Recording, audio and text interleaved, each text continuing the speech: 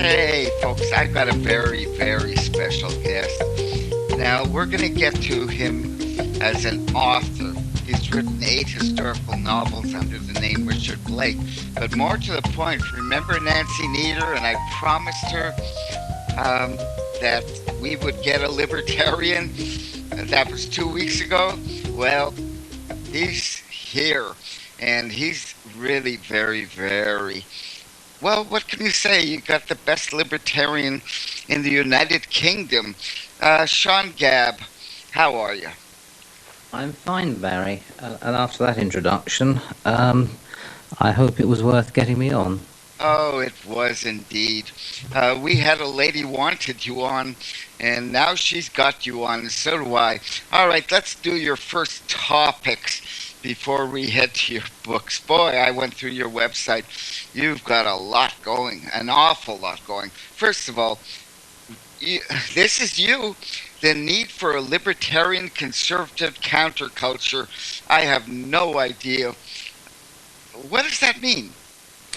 Well, the libertarian movement, indeed the conservative and libertarian movement, has spent the past 100 years churning out books, articles, pamphlets of completely impeccable logic, pointing out that the direction we've taken in our civilization is unsustainable, and that it will end up badly, and that we need to do something about it.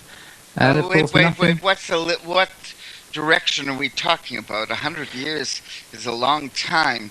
What happened 100 years ago? Well, we're talking about the ever-expanding government in both America and in Britain. We're talking about a government that is not only expanding beyond its proper function, but is becoming increasingly despotic in its means. This is something that preceded the Great War. It was much accelerated by the 2 big wars of the 20th century, and it continued during the Cold War, and oddly enough, it has accelerated since the end of the Cold War. Now, there have been conservative and libertarian thinkers for at least the past 100 years pointing out that this is a fundamentally wrong direction. The problem is that no one of any importance has taken note of them. There has been no reverse in the growth of the government. You're saying there's a despot is running Great Britain anyways. It sounds like everywhere. There is no libertarian government I'm aware of. No. And I can't think of any conservative governments either. Oh, I can think of a few of those. But combine them, I can't think of any. No. Depends what you mean by conservative, of course. But the problem is that we have, collectively, we have been directing our efforts to things like pamphlets on utility privatization or utility regulation, whereas the world is not changed by policy documents. The world is not changed by books of philosophy or economics. The world is changed by the entertainment media. And the problem is... Oh my. Now don't get lost here. First of all, utilities. You mean water, electricity? What utilities? Well, water utilities, the telephone network, these are all very necessary things to write about. It's just that we have been directing our efforts in entirely the wrong way. These things need to be written about, but perhaps not at such length and by so many of us. The left took refuge after about 1960, though I wouldn't say too much about culture before then. The left has become hegemonic in the areas of cultural production since about 1960, and that has had a profound effect on the consciousness of Western publics, and has made those Western publics far more responsive to arguments, however defective they may be in the abstract sense, for the ever-growing state from which we now suffer. All right, that's the media. You're talking about the left and media. Yes. All righty. I'm sorry to interview. It's a strong argument, but not everyone's heard it. Well, the the reason the left has become almost completely hegemonic in our joint civilization is not because they have won the arguments about economics or politics. It is because they took up residence and became hegemonic in the area of cultural production. They have reached inside people's minds and they have left those people more receptive than they would otherwise have been to alleged solutions requiring ever expanding government. And it is a worthwhile proposition to suggest that libertarians and conservatives should direct, they should withdraw some of their effort from the areas of economics and politics Oh and my, oh put some my. effort into cultural production. All right, let's go back. First of all, the culture today is really taking a nosedive. All right, to begin with, there was a period in the 50s, 60s when you got, you know, if you're talking music, just movies, anything, it was much, much stronger then. And right now, it really is not good. Now, No, it's how not does that good. fit? Um, it fits partly because there is a spontaneous degeneration of the culture over which the left presides, which is a nuisance if you turn on a radio or a television or go to the cinema.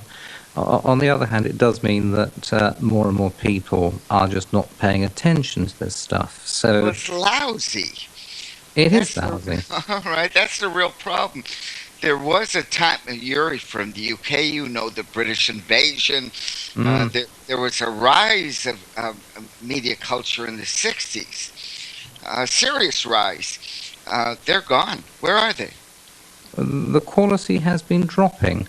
It's been dropping for other reasons than a purely leftist takeover. Great deal of nepotism in the entertainment media in this country. It no longer depends so much on what you can do as on who your parents are. And that does lead in any kind of culture to a fall in quality. Um, I think, on the other hand, I sometimes think that this is partly deliberate.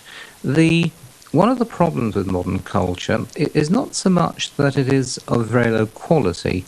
It is that it is just so relentlessly ugly. It is depressingly ugly, and the suspicion crosses my mind now and again that this is profit-driven, profit-driven psychological warfare to depress us. It's working. Depressed people do not make revolutions. Oh, oh, okay.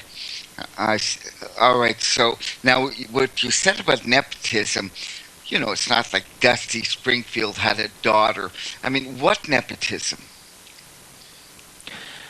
If you look at the kind of people who do well on the BBC, you will find that in many cases their fathers and their grandfathers worked in the BBC before them. If you look at many of the most widely published journalists in the British newspaper industry, you will see that they come from media families. Now, this is a general phenomenon that whenever you have this kind of nepotism, where you hold something in the family, there will eventually be a falling off in quality. Because although able people tend to have able children, this is only a tendency and not a certainty. What Pareto called the circulation of elites has been to some extent blocked in this country. And I suspect, without having made any particular study of the matter, I suspect that if you look at Hollywood, many of the executives got their positions more by accident of birth than by any evidence of merit. All right. I'm not sure that's necessarily true, but I will say something. I don't look forward to movies like I used to. there's a spark that's gone away, and what you're saying is that's on purpose. It would be rather conspiratorial to say that the ugliness Oh, don't really be is. shy. You can It be would be, conspiratorial. It's okay. well, there are conspiracies, but it is a word which is probably best not used too often. I think that the ugliness and low quality of much cultural production nowadays serves an agenda of spreading depression and despair. But I think the solution is to stop complaining about what you see on television or in the cinema, or Here on what the you read in radio, bookshops. It yeah. is to do it yourself. Do your own. Well, you certainly have, but I'm going to get to that. I'm very impressed, by the way. I don't know where you found the energy, but I want to go through your topics first. And your next topic. Now, I agree there really has been a sharp drive in the media. I agree with that. Hmm. But your next point is politics, everyday politics are worthless. All right, expand on that one. Everyday politics are worthless. Um, Your words. Politics are increasingly a spectator sport. You can, again, I speak with most authority from British experience because that's where I live and that's my country. But there was a time when you could join one of the political parties in this country, and you could, with many barriers in your way, no doubt, you could work your way through and bring about perhaps the occasional small change in your preferred party's Would policy. that be Margaret Thatcher? I'm guessing Churchill. Do you have Yes, examples? Labour, Conservative. I'm not talking about rising from the bottom to the top. That is not something that is often done in any political party in any You should country. see what's going on in America if you want to talk about. All right, I won't do this. I do follow American news at some distance, but the It's so everyday politics is worthless here. It yes, really is. I'm in total agreement with you. I just do that, and I shouldn't have maybe. if you open a newspaper in this country or you turn on the television news and you see what's happening with the politicians, I often feel that I'm living in a foreign country. These people are arguing passionately and sometimes abusively about issues that don't touch me, and issues that do touch me are simply not covered. And that's what I mean by the worthlessness of politics. It is it is no longer the case, if indeed it ever was the case, that you can change things by getting involved in actual politics. What you do is you try to bring about changes in the popular consciousness that make it more receptive to a fundamental change of mind in the political sense. Is Cameron Politics doing comes that? after the change. It does Is not bring Cam? the change. Big question. Is David Cameron doing that? Well, it's not on my list, but since the referendum on Europe is only a month away, and We'll be since it, talking about that. I we want will, to dive into that. But have you yes. got a leader or not? Um, when you say, do I have a lead? Does who have a leader? All British people, whoever you want, do you have someone to look up to and follow? Well, we have a 90-year-old geriatric woman called Elizabeth Windsor, who is our queen. But beyond that, no. Really? That's a very unusual answer. Why would you follow? Frankly, I don't understand. I don't think she has power, does she? I mean, she has tradition, but does she have power? Oh, we're coming on to the woman who's called Elizabeth the Useless in some circles. Yes, the Queen does have power. She has at least as many constitutional powers. She has at least as many legal powers, forgive me, as your president. The convention over the past few centuries is that she does not very often exercise those powers, but leaves them to the supposedly elected politicians to exercise in her place. But she still does have enormous reserve powers, which she could use, but doesn't. She's now far too old to do anything, I suppose. But when she was younger and more with it, she still did nothing, which is Right? And did George the Sixth do something? I mean, it's I can't recall him having actual power over people. it depends what you mean by power. The The Queen, ability to control policy.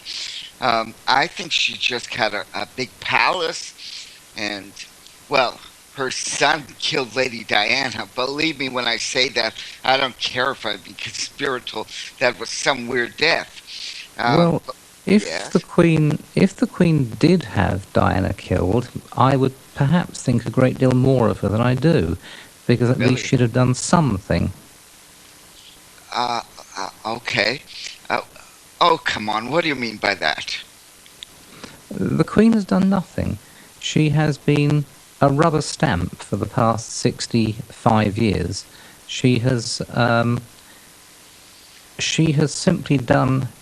She's signed every piece of paper put in front of her. The only bits of paper she doesn't sign without close reading are checks. All right. And you have to help me some more. Checks for what? Um, Personal checks. okay, you've She's always stumped been me. very she's always been very careful about spending. She's always been very careful about spending her own money. Spending our historic liberties is another matter, I regret to say. But you asked me, is there anyone in this country to whom we can look up? The answer effectively is no. Have you anyone in America to whom you look up? Well, these elections are a joke. I mean, you're talking about. Uh, listen, if you want dark spots on your past, you've got buttes, and there's no one to turn to for this election. No one. Uh, okay, Hmm. no to that. Yes. Well, snap, it's the same here. The Oh, politicians are trash. It's just that some of them have blue rosettes on and some of them red rosettes. okay, you have to help me out once again. What do you mean by this? Oh, in this country, the Conservatives are identified with the colour blue, are associated with the colour blue, and Labour with the colour red. And at election time, we put flowery badges, or they put flowery badges on the lapels to indicate which party they support. But apart from the colour of the party regalia, there is precious little difference between the two main parties. Uh, well, in theory, anyways, Labor's left socialist and conservative is not. It's conservative. In theory, anyways, they are different. How They are are they? different in theory, but in practice, they are New World Order, corporatist, neoconservative organisations. All right. I'm going to say one more time, and you have to help me. Neo Hmm. corporate. All right. What neo corporatists? What does that mean? Well, corporatist. Um, they call themselves believers in the free market.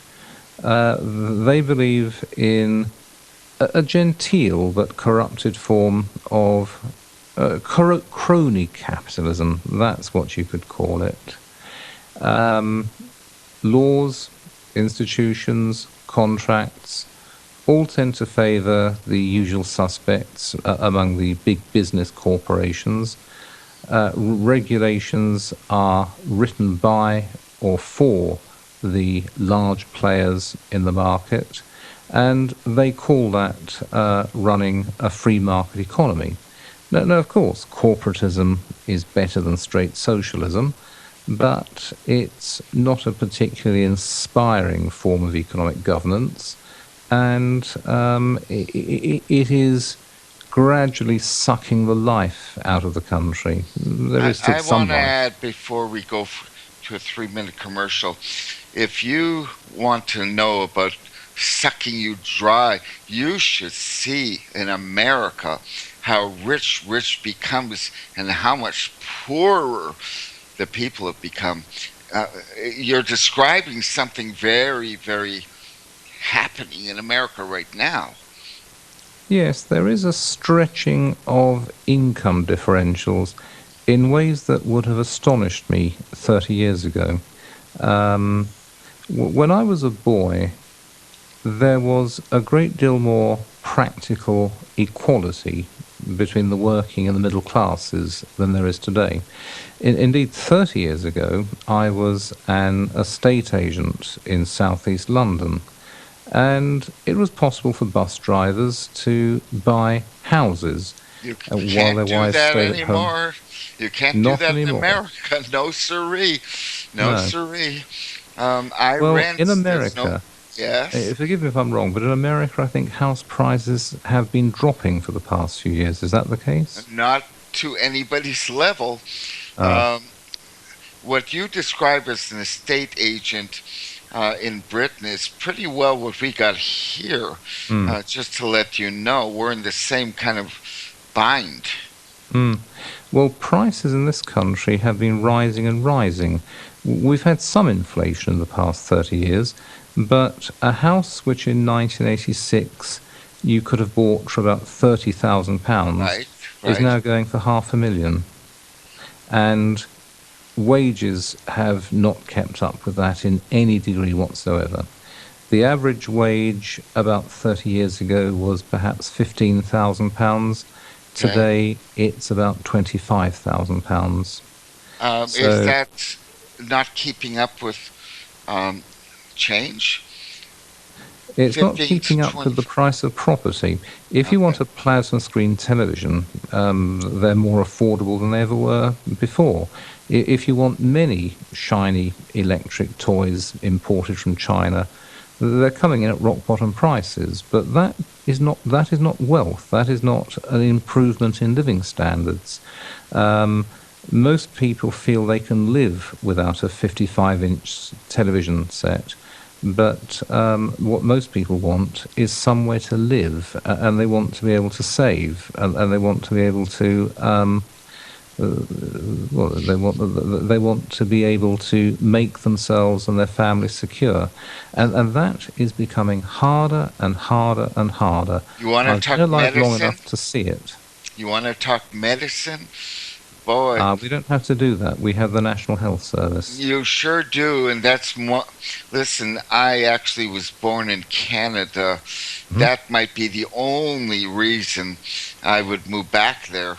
They don't Mm. have that. They, boy, do they not have that here. You can get in big trouble. Real Yeah. trouble. The many Americans speak slightingly of the National Health Service as if the United States was a medical free market. But as far as I can tell, the United States medical market is stitched up by the insurance companies and the doctors' unions, and the price of medical services can be astronomical. It can cripple a middle class family. In an ideal society for both of us, and I hate to do this. We take a short break. When we certainly, come back, I will plug me, you will plug you. And as I say, if you get cancer here, it costs 100 grand just for the medicine. oh dear. It's, no, really. Oh, Mm. dear is right. Sean Gabb, I'm sorry. Great guest. Really great guest. And we have lots more to talk about. We'll be back in 3 minutes.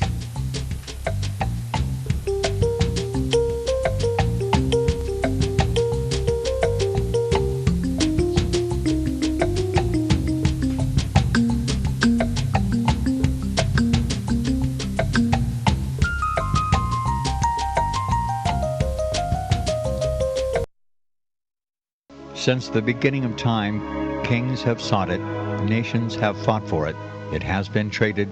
It has been borrowed. It has been purchased. It has been stolen. There's a reason for it. To secure the blessings of liberty to ourselves and to our posterity. Invest with the security of gold and silver. Call Discount Gold and Silver Trading at 1-800-375-4188 or visit discountgoldandsilvertrading.net. Listen to Financial Survival with your host Melody Cedarstrom right here on FirstAmendmentRadio.com at 4 p.m. Eastern or 1 p.m. Pacific Time. Visit discountgoldandsilvertrading.net or call Discount Gold and Silver Trading at 1-800-375-4188. Toll free 1-800-375-4188.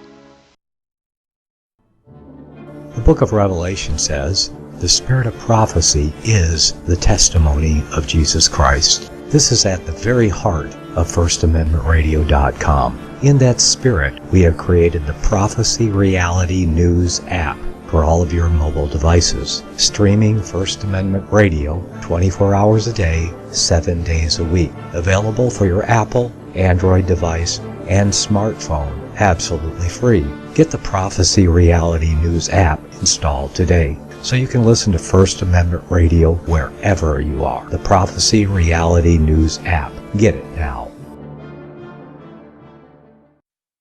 Visit crosstheborder.org, CROSS, crosstheborder.org, to get your print, EPUB, or PDF version of the book, The Rapture Will Be Canceled. That's crosstheborder.org. I know you all want answers, and believe me, so do I, and I'll do my best to get them. Despite Nicolas Cage's promise to do his best to get left behind rapture answers for us, don't hold your breath. Not everyone believes Left Behind is true prophecy. Some may even regard as conspiratorial the mainstream re-release of the Left Behind movie with actor Nicolas Cage portraying the main character as an attempt to further reinforce in the minds of all this perception of false prophecy in order to condition the masses for the play about to begin. If you want true Bible prophecy answers, get the book, The Rapture Will Be Canceled. The author exposes the Latin rapture origin, the 7-year tribulation deception, true Bible revelation of Daniel's 70 weeks, the abomination of desolation, the restrainer, America in the Revelation, the image of the beast and the mark of the beast, and the truth about God's chosen people, and so much more about Bible prophecy. This book will shatter the Left Behind paradigm of future events. Get the book, The Rapture Will Be Canceled. Visit crosstheborder.org, CROSS, crosstheborder.org, to get your print, EPUB, or PDF version of the book, The Rapture Will Be Canceled. That's crosstheborder.org.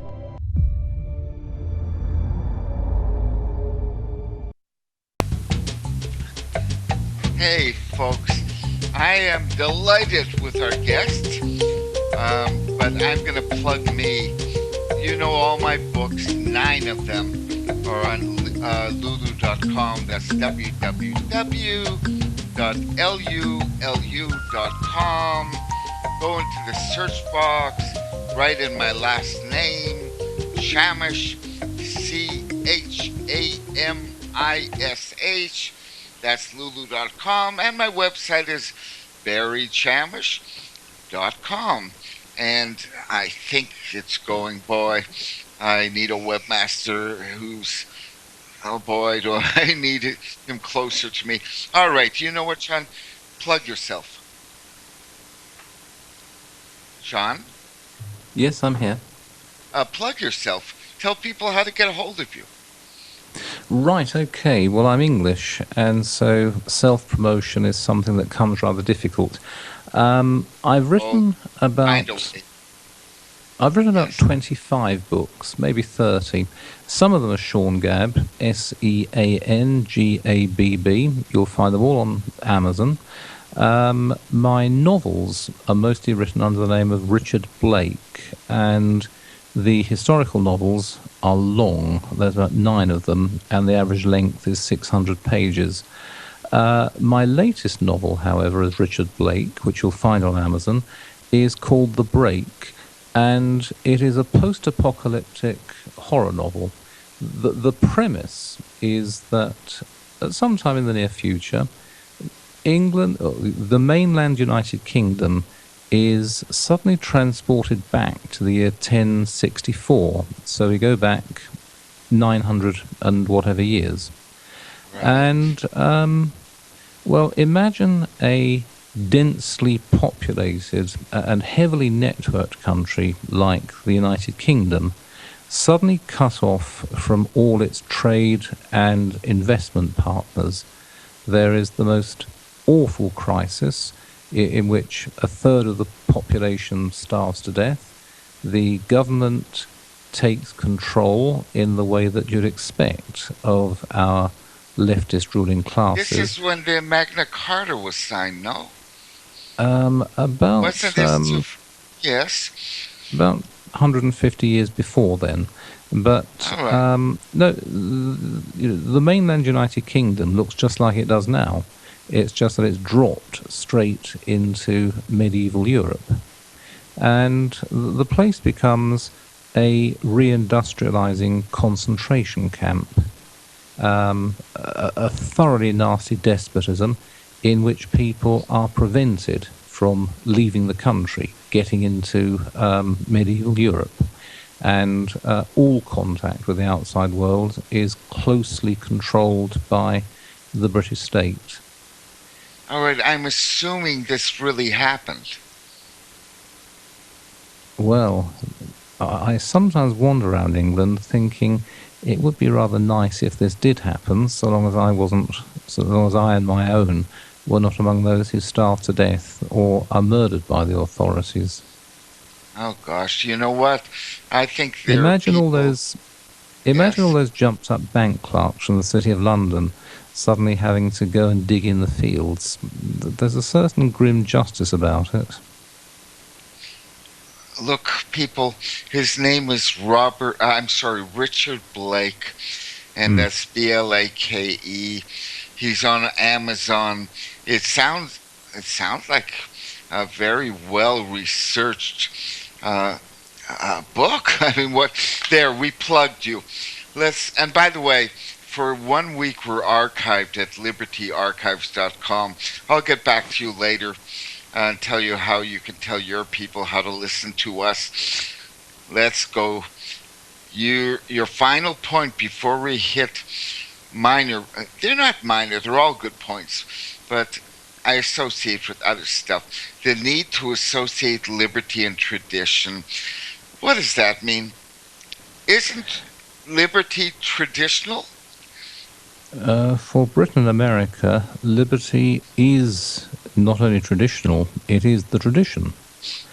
I think one of the problems with the more geometrical libertarians, the people who announce the non-aggression principle, therefore this follows from that, that follows from this, is that they are arguing in a moral vacuum.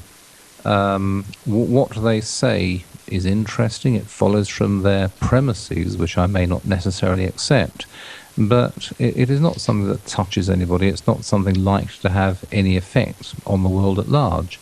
I've always thought that the best way to argue for liberty, in my country at least, and probably in yours, is to say that it is our birthright. It is our birthright that we should be able to speak our minds. It is our birthright that we should be able to walk around, going about our daily business, without having to identify ourselves all over the place, without being watched, without being controlled.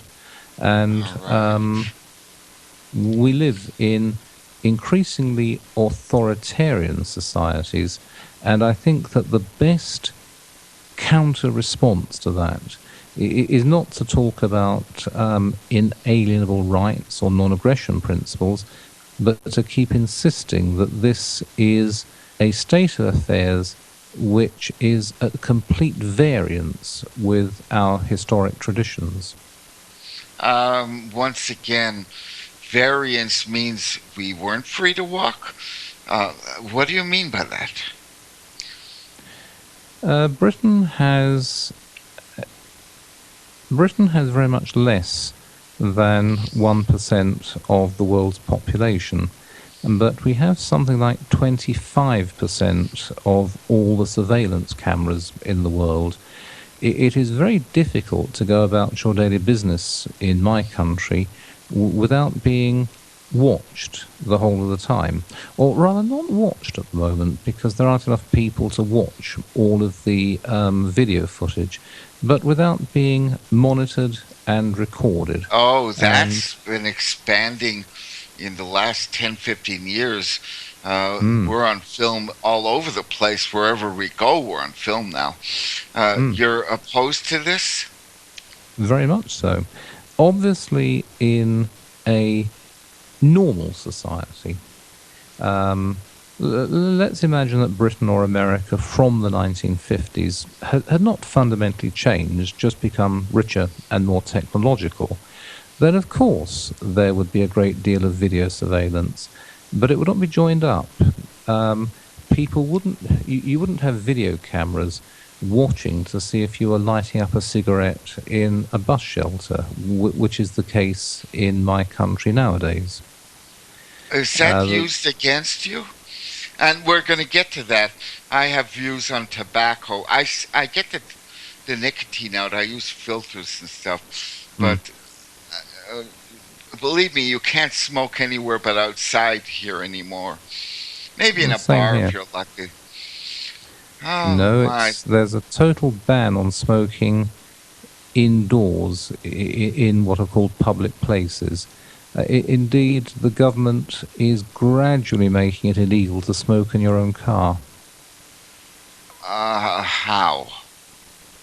The law at the moment is that if there is a child under the age of 15 in your car, you are breaking the law if you light a cigarette. Now, how this law can be enforced, I've no idea. We have no identity cards, and there is no way in which a police officer can infallibly give the age of a teenager. But the law is there, and it will be selectively enforced. And gradually, insurance policies... You can fight and say a 15-year-old and younger should have the freedom not to smoke tobacco. I guess that's the thinking, no? It is the thinking, yes. It's based on rather iffy science about the effects, or rather the existence, of passive smoking. I want to get to that next. Believe me, I want to get to that. I got, at a young age, I got hooked, but I've been filtering out the nicotine and the tar for many, many years, hoping it doesn't get to me. But I want to do one last thing. The Libertarian Alliance takes no view of the European referendum coming up next month. All right. What does that mean? Yes, we're a charity. We're not allowed to engage in day-to-day politics. And therefore, because the referendum is obviously politics, we take no corporate position on it. But in the wider sense, I think the European referendum is lost. It was lost on the day it was called. It was lost a long time before it was called. It was lost the moment the government promised it. The thing about... wait a minute. You're not talking about what's coming up in Britain, where there's going to be a referendum to stay or not. Yes, the referendum is lost. Unless I have made a serious error of judgment, I do not see how the Leave campaign can possibly win. The Daily Telegraph today published an opinion poll showing that virtually every segment of the British electorate is now heavily inclined to stay in the European Union. And it doesn't surprise me at all. The Leave campaign has been so incompetent that the natural suspicion is that it is, well, they're all stooges, that they are there to lose. What do you, let us suppose, for the sake of example, let's suppose, to make it easy for your listeners, Sure. let's suppose that the people of New York were asked to vote on leaving the United States. Now, let us suppose the Leave campaign were to talk about the evils of, the evils of federal government, but refused to explain how the state of New York would continue trading with the rest of the United States, refused to talk about how people from New York would be able to travel to other states, refused to give any kind of assurances about trade, investment, travel, refused to say how a purely sovereign New York legislature would run the state. I think Let's Britain imagine. I think you're way ahead of New York. Frankly, you are in this EU, which is, what is it now? It's just a home for millions of refugees, and it's not a nice place, and you want out. That's how I view it. Yes, I know, but it's one thing to look at evils which may not affect you directly. It's another thing to be told every time you ask questions about how leaving will affect you and your family that, these are questions that we'll settle after we leave. Let me go back to the idea of an American state seceding from the Union, assuming that it were allowed. Before people voted to do that, they would want to know exactly what agreements would be put in place after the departure. And whether you gain or lose, the issue is, if it's better for you or not. Yes, and if the argument was better, I guess they would choose out. But the Leave campaign has said absolutely nothing, not only about what life would be like after we had left, but it has refused to say how we shall leave. There is no agreement on how we shall leave, and there is no agreement on what we shall do afterwards. Indeed, it's not a question of agreement. There is no plan. And with this in mind, I'm not surprised that the Remain campaign is winning. That's not exactly an inspiring bunch of people, but at least they have answers to the questions. The question is, if we stay, what will happen? The answer is, well, it's the same as now. It's steady as she sinks. And if you leave, what happens? And if you leave, once again, nobody is providing a blueprint? No blueprint at all. Will we become will we adopt unilateral free trade? Will we adopt some kind of protectionism? Will we join the European Economic Area? Will we negotiate some kind of associate status with the European Union? There are many ideas, but there is no plan. These people, the people running, there is no plan. Well, what about British foreign policy? You're in favor of it. That's what you wrote me. So what does that mean that you're in favor of British foreign policy when I assume it's to stay? My preferred British foreign policy is one of isolationism and looking only to the British national interest. What I want for Britain is an entirely sovereign, independent country which avoids getting involved in other countries' problems. But the Leave campaign is not offering that. The Leave campaign is offering nothing. It keeps rolling out tired arguments, and usually untrue arguments, about the costs of European membership. This is not working. As soon as the referendum comes round, The only question in my mind is by what margin the Leave campaign will lose. And, What if you're wrong? What if you get a real surprise? well, surprises do happen, and I may well be wrong, and if I am wrong, I will put up my hand and say I got it wrong. But at the moment, looking at the opinion polls and looking at the structural difficulties of the Leave campaign, I have trouble imagining that we shall vote to leave the European Union next month. All right, I'm going to go backwards on you. This is the debate over the Iraq War,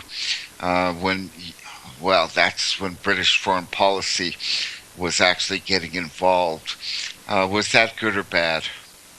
It was bad. It was bad for all manner of reasons.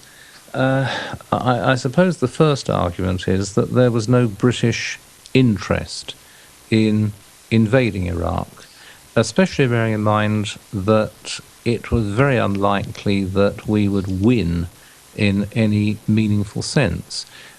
How much has the American government spent on that war now? Is it $2 trillion? The damage is, that's another, probably more even.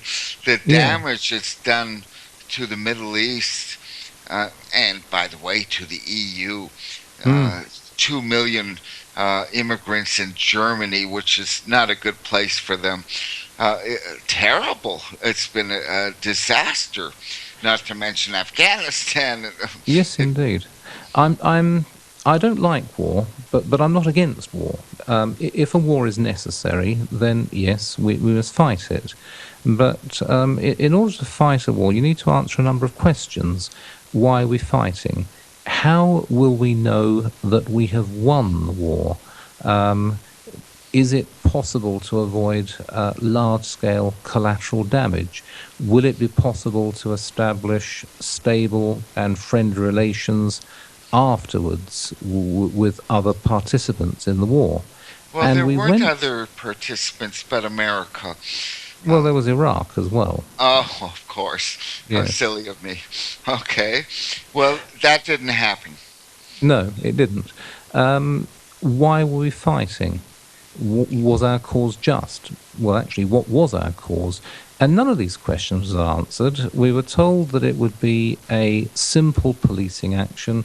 The Iraqi people would greet British and American soldiers with bunches of flowers and boxes of chocolates, and Iraq would settle down into it would settle down into a stable liberal democracy. Rid of Saddam Hussein, the despot, and replacing him with a nice guy, and everything would turn out fine. That's what was sold. That's right, yes. And the thing is that under Saddam Hussein, okay, if you stood up in public and said Saddam Hussein is a fathead, you would find yourself in one of his police cells having cigarette ends stubbed out on the more sensitive parts of your body. But you could get a drink, you could walk around, your daughters didn't have to dress up in black flour sacks, and you didn't bother asking what particular place of worship your co-workers and your neighbours attended. You're saying he was a good guy then? I'm not saying he was good. I'm saying that he was probably the least bad option on offer. By the way, I want to add something. Gaddafi was brought down for what you got was a non-state after Gaddafi. All this mucking about has deliberately caused the Middle East to explode. Yeah. I'm still at a loss to explain why we brought down Gaddafi. Yep. The fact that he was a bit funny in the head and the fact that he was perhaps not a particularly nice man as far as political dissidence is concerned doesn't come into it. Again, in Libya under Gaddafi, the streets were clean. People could go about their business in reasonable security. You got a failed state replacing him. Yeah. Okay, that's what you've got. Mm. And you've got all these boats coming from northern Africa escaping Yes. the failed state. It couldn't have been worse, or it couldn't have been better if that's what you wanted. It depends what they wanted. I don't actually accuse the British and American governments of conspiring to cause all the problems we're now facing. I think it's worse than that. I think the people in charge genuinely believed that by removing an unelected and perhaps rather unrestrained head of state, that they would allow genuine liberal democracy to emerge spontaneously in the Middle You know what East. happened in Benghazi with the ambassador? I mean, you know this story. I'll bet you anything. Yeah. It's pretty It bad was with the. Yeah. a failure of imagination. As I said, many of the people I know who were in favour of the war were convinced that by removing undoubted tyrants, they would bring about the emergence of Western-style liberal democracies. They didn't realise that these societies, although filled with human beings who bleed and die just like we do, are not interested in the same forms of government as we are, and do not have the same capacity to sustain those forms of government. And either these societies are ruled despotically or they disintegrate, as has been the case now. This may not always be so, but it is the case at the moment. Well, let's just say Afghanistan, Iraq, northern Iraq, anyways, northern Syria, Libya, the Middle East is a mess. It's a lot of people are dying for nothing. It's just gone haywire. It could be worse. We could be at war in Syria, and of course we could be at war with Iran, and we're not. And so we should be grateful for small blessings. You know, you wrote me, this is significant. There were no persecuted outsider groups in Britain ever. Now, what do you mean by that? What I said was that there has always, in any society, Britain, America, there have always been persecuted minorities. That's it. Yes, it was the article I wrote on New Year's Day when I was trying to cheer people up, that things may not be quite so bad compared with the past as we often think they were. At the moment, if you say something unpleasant about people who change their sex, you will find the police knocking on your door in this country. What do you mean by that? Castrate themselves? How do you Well, change this? call it what you like. Castrate yourself and put a dress on and call yourself a woman. Of course, as a libertarian, I believe that if that's what you want to do, you go ahead and do it. But if you say something untoward or unkind about such people, you may, indeed probably will, find yourself in trouble with the authorities, which is a monstrous outrage. However, I think it's going the opposite way here, and I'm not crazy that you declare yourself. Oh, darn, we're getting to really good stuff. Sean, we have to have you back. We get along just great, okay? I've enjoyed myself enormously, and I can hardly believe that an hour has gone by. It was a beaut of an hour. If my email, I have email hacking beyond belief. If I have a free way to get to you, I'll tell you how to get to libertyarchives.com for a week. Thank you, Sean. Philip Nelson is next for our next hour. Come back at 7. Bye.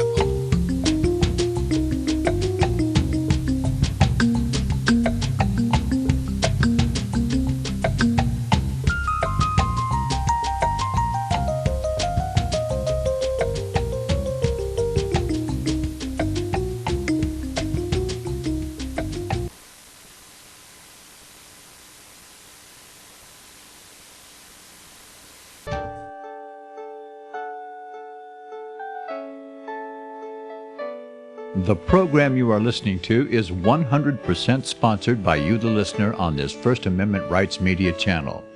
You will notice that there are few commercials on this radio network. There's a good reason for that.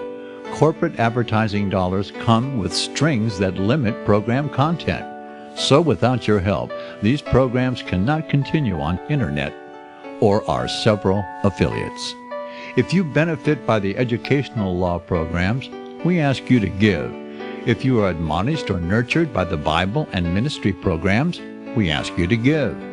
If some voice a cause that you are passionate about, we ask you to give. If you believe in any of these, we ask you to support them as you would a missionary on a continual basis, as if giving a tithe for missionary radio.